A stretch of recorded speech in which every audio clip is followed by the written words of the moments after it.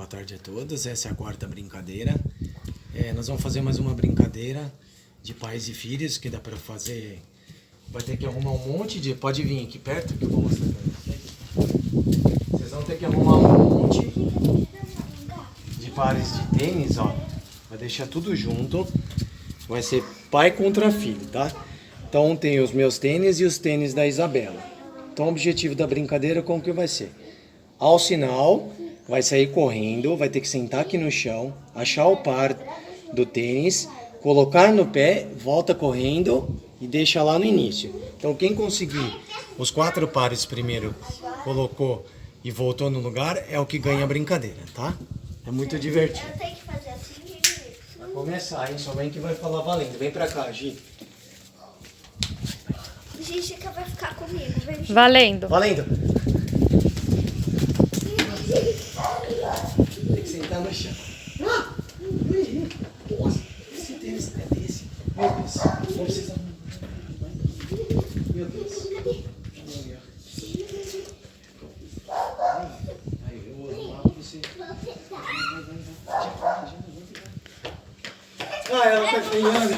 Eu não posso correr. Deixa. Tem que sentar. Tem que sentar pra tirar. Não precisa desamarrar, tá? Ai.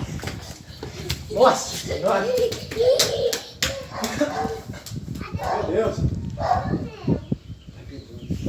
Pega, tá lá de novo. Pega o seu lá de novo. Ai.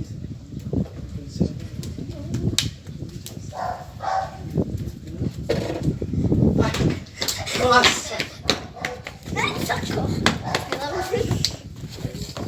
Depois a mão tem que sair guardada. Nossa.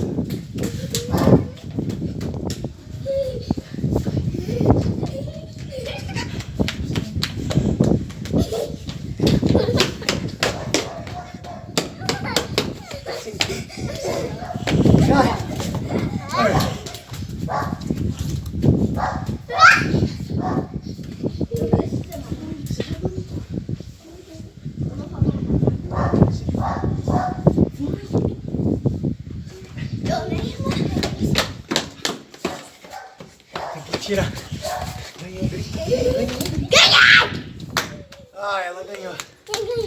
Essa é uma brincadeira que corre um pouquinho, você viu que fica um pouco cansado, é bem legal. Dá pra fazer tanto no claro como no escuro também. Tá, então essas foram as atividades. Espero que vocês tenham gostado. Muito obrigado.